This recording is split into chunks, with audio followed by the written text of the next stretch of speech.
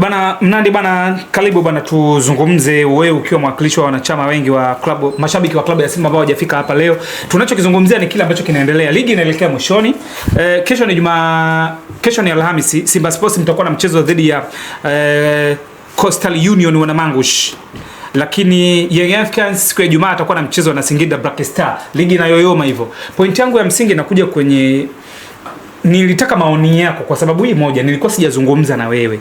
Yanga walisaini makubaliano ya mwisho ilikuwa ni hafla ya utiaji saini makubaliano ya ujenzi wa uwanja, na tukatangaziwa pale share ni 50 kwa klabu ya Yanga na share ni 50 kwa klabu ya kwa mmiliki GSM boss Gad Mohamed Said. Sasa maoni na maswali yamekuwa ni mengi kwa watu kwamba Yanga ni kama wameingizwa cha kike na vitu vingine vingi. Kuna vitu vingi sana vimezungumzwa, ikiwemo kwamba kwa nini mashabiki wa Yanga wamekubali kuingia mkataba na GSM wakati mkataba wa 50 kwa 50 tena wa muda wote, ni kama klabu inakuwa imepelekwa ndivyo sivyo. Sasa nipata maoni yako kiuhalali kabisa, kwa sababu na wewe ni shabiki wa mpira, ndio nataka wewe maoni yako. Kwanza uliliona ile tukio, lakini tayari tunaamini kwamba wanakwenda kuanza ile zoezi la ujenzi wa uwanja. Tukio nimeliona na wenyewe washasema ndio wanaenda rasmi kwenye ujenzi wa uwanja, lakini mpaka leo naona malori bado yamelala pale. Yaani hawana tofauti na yule mnyama tunamuita mlinzi kule nyumbani, mbwa. Mbwa akienda kutafuta chakula, akirudi najua mbwa analala wapi. Kwa sisi kule kwetu mbwa huwa analala kwenye jikoni. Pashapigwa pale moto umekufa, anarudi pale anatibua kwenye jiko. Sasa kuna joto ndo anapolala mbwa pale. Akilala pale mbavu unajua huwa zinamuuma sana sababu analala chini. Sawa. Kwa hiyo anaongea maneno mengi pale kwenye kulala kwake. Haiwezekani nikalala sehemu kama hii. Kwa nini nipate shida? Kwa hiyo kesho pana mbajali nikiamka tu, lazima hakikisha nijenge kaupango nilale juu. Siwezi kulala tena hapa. Mwisho wa siku asubuhi kukicha, kwa sababu ana majivu, atajikunguta ile majivu yakishatoka kajinyoosha, unajua anajinyosha kwa. Baada hapo huyo anaelekea kutafuta riziki. Lakini usiku ikirudi kama kawaida, yani mwimbo ni ule maana hakuna kinachoendelea. Ndio upande wa watani zetu, na ndio maana nimetoa huo mfano. Kwa sababu huyo kiongozi wao mpaka ingia madarakani aliahidi kwamba kabla hajaondoka madarakani atawajengea uwanja. Na kwa sababu muda bado, kwa sababu uwanja inawezekana wakajenga hata wiki moja tu. Si pesa ipo. Kwa hiyo inawezekana wakajenga wiki moja ukakamilika.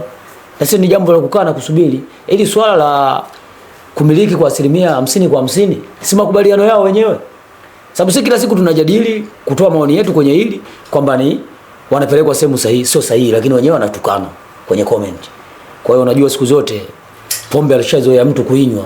Wewe kwa sababu hunywi, ukimshauri nadhani matusi utayaoga. Ni hapo ni sehemu gani unaweza kutoa maoni kwamba si sahihi wao kuingia mkataba wa jumla wa 50% kwa 50? Kwa uhalisia tu kiangalia tu mtazamo wa hili jambo lao jinsi linavyoendeshwa, halina usahihi.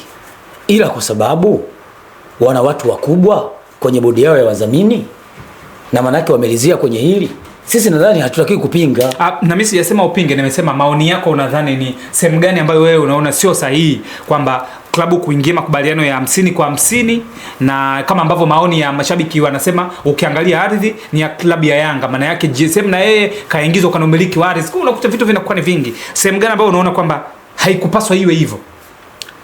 Narudia tena kusema, nikisema haikupaswa kuwa hivyo, maana yake napingana na kile walichokubaliana nacho wenyewe. Na ndio maana nimetoka kusema kwamba kwenye bodi yao ya wadhamini wana watu wakubwa wa taifa hili. Wapo kwenye bodi ya wadhamini ambao hao ndio wenye mamlaka ya kulinda nyaraka na rasilimali zote za klabu ya nyuma mwiko. Kweli si kweli? Sahihi. Maana hao kama wameidhinisha, wamepiga mstari, mimi nani nipinge? Mimi ni mdau. Na mimi ni Simba Sports, kwamba ni mdau wa soka, anachotaka kukijenga ni kiwanja ambacho kitatumika, sio na wao tu. Hata vilabu vingine pia vinapotokea changamoto kiwanja kimefungiwa, wanaweza kwenda kukodi. Hata sisi Simba ikitokea kwamba na sisi hata tukiwa na uwanja wetu umeonekana una itirafu umefungiwa, uwanja wa tani zetu upo, hakuna ubaya sisi tukaenda kukodi tukautumia. Kwani dhambi? Kwa hiyo kuna uwanja pale, sisi kwenda kukodi kwenda kutumia pia kwetu sio dhambi. Lakini je, huo uwanja utakuwa umejengwa kwa mazingira gani? Lakini kwa sababu wenyewe wamekubali na wameidhinisha kupitia baraza lao la wadhamini, sisi hatuna mamlaka ya kupinga. Lakini wewe umeniuliza mimi kama mdau, Nikizungumza mimi kama mimi naona kwamba pale hakuko sawa, ila wenyewe wanaona kuko sawa. Kwa sababu ukiangalia mpaka leo hii hata wao wenyewe kuuliza bado hawataki kusema ukweli, kwa sababu ni mashabiki ambao wamefunga vitambaa. Wapo ambao wanakuwa na maoni tofauti, mimi nimewasikia. Wenye maoni tofauti ndio wao tunawaita sehemu galainda kutogwa. Si unanielewa? Wapo ambao wanasema, nimesikiliza mimi kwenye radio, wanasema walipaswa hata washirikishwe kwenye kutoa maoni hata mtandaoni na kwenye vyombo vya radio, yakusanywe, yachakatwe kwamba uwanja unajengwa, mdhabuni kakusha patikana, lakini umiliki ni yeye 50 na sisi 50. Wanayanga nchi nzima, mnasemaje? Yale maoni yachujwe ndipo liamliwe. Huo ni mtazamo wao mashabiki, mimi nimewasikiliza. Na unaambiwa siku zote kitu kizuri huwa kiamuliwi na wengi, ila kitu kibaya huwa kinapingwa na wengi. Unalijua hilo? Kitu kizuri huwa kiamuliwi na wengi. Tunza risiti hii, ila kitu kibaya huwa kinafanyaje? Kinaamuliwa na wengi. Nadhani utakuwa umenielewa. Hiki sasa hivi hiki wameitwa kikundi chenye ushawishi kwenye hii club, ndio kimeitwa pale na kualika viongozi wa serikali akiwemo mkuu wa mkoa wa Dar es Salaam. Na ukimsikiliza mkuu wa mkoa wa Dar es Salaam wakati yupo kwenye kipaza sauti, kwenye maoni yake amekayatoa na angalizo lake kuelekea maendeleo ya hii club. Nadhani utakuwa umemsikia vizuri. Nadhani ulikuwepo, chombo chako kilikuwepo pale. Kama umemsikiliza vizuri mkuu wa mkoa alichokizungumza, aliambia kabisa wawekeze nguvu wapi. Nadhani unakumbuka.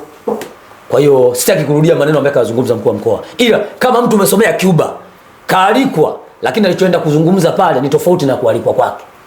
Angekuwa mtu kawaida kama mimi, pale ningeondolewa na makofi. Muda ule ningeshushwa pale kwenye kipaza sauti na ningeondolewa na makofi. Lakini kazungumza mwenye mkoa wake ambaye kawakabidhi hati pale siku ya mwananchi. Nadhani nakumbuka. Walikabidhiwa pale sababu tunajua wenye mamlaka ni watu wa ardhi. Lakini yeye ni mwenye mkoa wake. Sababu hata ukiangalia eneo la kule Geza Ulole hawakukabidhiwa tu na mamlaka tu ya ardhi, lakini mwenye mkoa wake ndo akasemaje eneo lile pale. Lakini mwenye kukabidhiwa rasmi lazima mpate nyaraka kutoka kwenye mamlaka. Lakini yeye ndo bosi wa mkoa wa Dar es Salaam. Nadhani nakumbuka Paul Makonda. Sahihi kabisa. Kabla hajawa mbunge akiwa mkuu wa mkoa wa Dar es Salaam, aliwakabidhi eneo, lakini wanasema kule kuna mibuyu mingi. Hawezi kwenda kungoa mibuyu kule kujenga uwanja kule mbali. Kwa hiyo ni bora pale pale waongezewe eneo ili wajenge uwanja. Nadhani walimuomba Rais wa Jamhuri ya Muungano wa Tanzania, Mama Samia Suluhu Hassan, nadhani nakumbuka. Wakati wanacheza finali ya kombe la shirikisho, waliporudi akawaita wakati wako na sekeseke la Faisal Salum. Nadhani Faisal ya kushiriki kwenye ile finali, nadhani nakumbuka.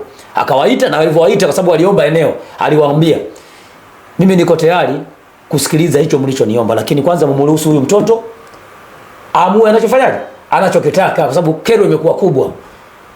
Kijana anataka kutoka, wao wanamngangania. Kwa hiyo mama ameenda kutitatua lile jambo la Feitoto, na aliwaambia nawapa ndani ya siku hizi 4 mpaka 5 nipate majibu ya hilo jambo. Kwani ile jambo la Feitoto kwa uchache tu Yanga hawakuaga sahihi? Hawakuwa sahihi. Walikuwa wanataka kutumia mibavu. Unajua nyuma mwiko siku zote huwa hawatumii sheria wala kanuni. Wao wanatumia amri. Yaani wanachokiamua wao ndio kiwe hicho hicho. Hii timu ndivyo inavyoendeshwa na ndivyo ilivyo. Na ndio maana ukienda kwamba waiti ukisema wao na kitengo cha nidhamu, mimi kwangu nitakukatalia. Abadani aslan nitakukatalia. Hawana kitengo cha nidhamu. Kwa nini? Wanakitoa wapi? Na kati wao ndo kiini cha nidhamu mbovu. Hicho kitengo cha nidhamu unaenda kumkanya nani? Kama baba wewe mwenyewe ndo kiini cha kitovu cha utovu wa nidhamu. Unaenda kuweka hiyo kitengo cha nidhamu unaenda kumkanya nani? Na kati wewe ndo kila kitu, ndo jungu kuu. Unamkanya nani? Kama Diala juzi tukachangiwa na kafanya tukio kubwa na kachangiwa. Ile lipa namba alitoa nani? Klabu au alitoa mashabiki? Si walitoa klabu? Hawa kutoa klabu. Kwa hiyo unaona kabisa kwamba wao kwenye nidhamu ni sehemu wao, sio shida zao. Wao nidhamu mbovu ndio maisha yao kwenye hili. Kwa hiyo hata ukienda kwenye hilo jambo ambao wenyewe wanakuambia wanaenda kwenye uwanja, sisi tukizungumza kutoa maoni yetu unakuja wanatukana. Na juzi tu hapa wamemkalia koni, juzi jana wamemza kumkalia koni Sale Jembe. Na wewe nadhani umeona kwenye taarifa yake, na akasema yeye hatishiki na hawezi kuogopa chochote. Atasema kwa sababu kule kuna ndugu zake wapo kule. Kama mimi nilichai kusema siku moja kwenye sakata lile la Dosa kutikiswa. Sababu mimi bado kuna baba yangu anapenda hiyo Yanga, mama yangu yupo anapenda Yanga. Sawa? Kwa wajomba zangu. Kwa hiyo nikiona tukio lina ukakasi upande wa pili, kwa sababu mimi ni watani zangu, nina haki ya kusema. Kwani ile ya Dosa haikuwa wanatengeneza content? Haikuwa content. Ilikuwa serious. Yaani kwa mtu ambaye hajaona ilikuwaje? Kwa mtu ambaye hajaona, yani wewe unatuhadisia. Yani mimi nakuhadisia. Ilikuwa serious. Ila kwa mtu ambaye kaona, kwa mwingine anaweza kusema haikuwa serious. Wapo ambao wanasema ilikuwa content. Ilikuwaje? Tukio lile Dosa ameenda kwenye lile tukio. Sababu lile si nimewataka mashabiki wa Yanga wenye ushawishi. Sawa? Hiyo siku ya utiliaji wameenda kufanya kuweka jiwe la msingi ambao walimwalika mkuu wa mkoa wa Dar es Salaam. Ilikuwa ni hafla ya utiaji saini makubaliano ujenzi wa. Si ndo maana yake jiwe la msingi hilo ukishatia saini maana yake si ndo tayari kila kitu kinaanza hapo. Sawa? Maana yake Dosa alienda kama mshabiki. Alikwenda klabu yake. Alienda kwenye klabu yake kama mshabiki mwenye ushawishi na ndo walioitwa pale. Hawakuitwa wanachama wa klabu ya Nyuma Mwiko. Wako wengi. Wangeitwa wanachama, watu walikuwepo tu hapa Dar es Salaam tungeona wengi zaidi hapa. Lakini wameitwa baadhi. Na washabiki wenye ushawishi. Au wanaojiita ma-influencer. Ma-influencer nadhani tutakuwa tumeelewana vizuri. Ambao wakiongozwa na nani? Na Godi Yanga. Ambaye ndo wameita pale. Lakini baada ya kuonekana Dosa katua pale, Godi Yanga kaenda akamshikilia kama mbuzi vile. Aloiba mazao ya mtu. Akamtikisa kama mwembe wa uwani. Alimkunja. Alafu siku ile alivaa Daris yule mwamba. Yaani binafsi alikosea sana ile Daris. Wewe mtu kavaa Daris kama vile usimheshimu unaenda unakamata unatikisa. Ni dharau kubwa hiyo. Kwa sababu upande wa Uislamu Daris anavaa muumini yoyote. Lakini upande wa wenzetu kule anavaa padri nadhani. Maana anavaa mtu mkubwa zaidi, sio wote wanavaa Daris. Sasa unapoenda kumtikisa, unatakiwa umpe heshima yake. Lakini yule alimtikisa kama mwembe wa uwani. Na sababu ilikuwa ni nini? Na alisema wakati anamtikisa, sio katikiza tu kamwacha. Kasema umefuata nini? Hapo umefuata kwenye nini? Wewe kila siku unaisema klabu hii hapa umekuja umefuata nini? Tukio hilo alikuhusu, ondoka. Akatokea mzee mmoja akaenda akatetea lile jambo. Baada hapo likaishia pale, sikujua muendelezo wake ukoje. Dosa nilionana naye nadhani juzi. Kaburi moja hapa. Hajafurahishwa na hicho kitendo. Hajafurahishwa na kile kitendo na alifanya mahojiano. Akasema kwamba wadau wangu mnaonifuatilia namshukuru Mwenyezi Mungu niko salama, lakini hatua stahiki zitachukuliwa kwa sababu tayari nimeshazifikisha kwenye ngazi husika. Sasa sijui kafikisha kwenye ngazi gani. Sawa, lakini mwenyewe amesema hatua stahili ameshazichukua. Kwa hiyo tunasubiri na kuona kwenye hilo. Na kama kweli alitengeneza content, basi naamini litaisha kama content. Lakini kama kweli lilikuwa serious kama mwenyewe anavyosema, basi mimi naamini hatua stahiki zipo za kuzichukua na mtu kufanyiwa kazi. Mimi sidhani kama ni jambo la fikiri. Nilizungumza kwamba sisi ni mashabiki. Isitokee sehemu kwamba ushabiki wako ukauchukulia wewe timu ndio unaijua sana kuliko mtu mwingine. Hivi ukimwangalia Godi at least anafika hata miaka 43. Bado. Klabu na miaka mingapi? Mingi. Si zaidi ya miaka 91. Inaita 92. Sasa wewe mwenzangu na mimi tu from nowhere unakuja sasa hivi kwa sababu umepewa cheo fulani, basi ukajiona kwenye klabu wewe ni mkubwa kuliko mtu mwingine. Ni never. Kwa hiyo natakuwa watu kila mtu atambue nafasi yake. Kwa hiyo asivuke mipaka. Yule alivuka mipaka. Hata kama ni kweli mnatengeneza content, sio ya namna ile. Mimi singekubali content ya namna ile. Unitikise maana hata watoto wangu watanidharau, sio wameona ile video. Baba anatikiswa namna hii. Kwa hiyo hata mtoto wako nyumbani anaweza akajaribu kukutikisa baba yake. Si umetulia kwa sababu Dosa alitulia hajajibu chochote wakati anatikiswa. Yaani katulia tu anatikiswa. Kama ni kisiki labda kimeoza kitaanguka. Sasa ile mimi sikupendezwa naye. Kama mdau nilizungumza, nilitoa maoni yangu. Kwa hiyo naamini hata kwenye hili tayari tushatoa maoni yetu kwamba swala la ujengaji wa uwanja 50% ni sawa. Je, huyo anaojenga uwanja 50% ni nani ndani ya klabu? Wewe tukuuliza sasa hivi hapa. Anaojenga sio Engineer Hersi. GSM. Anaojenga ni GSM. GSM ni kampuni ambayo imemtoa Engineer Hersi kuja kuongoza klabu. Kweli sio? Je, anaweza akapinga? Kwa mtazamo wako wewe tu, usiwe mkubwa tu, mdogo tu. Engineer Hersi anaweza akasimama akapinga? Akasema haiwezekani kumpinga GSM kusema haiwezekani kujenga uwanja kwa 50%. Kwa sababu injinia manake yeye ndo amengangania lawyer wanachama pamoja na mashabiki. Ndio rais manake ndio mbeba maono. Ndio kila kitu. Si ndio? Manake yeye ndo mtu wa mwisho. Mbeba maono. Sasa kama kabeba maono 99.9 kutoka kwenye kampuni ambaye ndo amempeleka pale. Je, anaweza kabeba maono ya klabu? Tuwe pamoja hapo. Je, anaweza kabeba maono ya klabu? Manake hapana. Kama hapana, wenye mamlaka ya kusimama kwenye hili ni kina nani? Ni mashabiki na wanachama wa hiyo klabu kupinga hiki kitu. Lakini wenyewe wamekubali. Manake wenyewe wamekubali kuitwa Ngalaumbweze. Kama wameitwa Ngalaumbweze sisi nani? Nadhani watu wanaweza kasijue kwa Ngalaumbweze na maana gani ukaisi dada na watukana. Sababu nazungumza kama kinyume na utaratibu wa lugha ya Kiswahili, ni lugha ya kwetu sisi Wazaramo. Ngalaumbweze manake nipeleke na unirudishe. Sawa sawa na mtu ambaye haoni. Nipeleke toilet na nirudishe chumbani. Hii ndio maana yake mashabiki wa Nyuma Mwiko. Yaani wanapelekwa sehemu ambayo hawajui na wanarudishwa pale walipo. Ndio hiki kinachoendelea. Huwezi kuwa uko kamili tu kakubwa ukasherekea hili 50-50. Na kati eneo lenu lipo muda mrefu. Ule uwanja unaitwaje? Ule uwanja pale Jangwani unaitwaje? Uwanja wa Kaunda. Kaunda ni rais wa wapi? Rais wa Zambia. Ilikuwaje mpaka akapewa jina lile wakati ni rais wa Zambia sio Mtanzania? Ilikuwaje kwaje? Rais wa kwanza wa Zambia mpaka limepewa eneo lile Kaunda. Kwa nini limepewa Kaunda? Kaunda Stadium. Yule mtu amesoma hapa. Kenneth Kaunda. Amesoma hapa kwenye ardhi za Tanzania. Kwa hiyo pia wamepaswa kumpa heshima pia kwa sababu kasoma hapa na ameenda kuongoza kwenye taifa lake. Sio jambo dogo. Na sio yeye tu, wapo viongozi wengi ambao wamepewa mitaa hapa. Watu tunajua hilo. Muona bwana. Kwa hiyo kila tu mtu akija tie siku mbili tu atamiliki kwa 50%. Watu wanakubali. Hii inatakiwa wajaji na hawawezi kujaji kwa sababu walompa dhamana kuiongoza klabu sio mtu wao. Sio umeelewa kwamba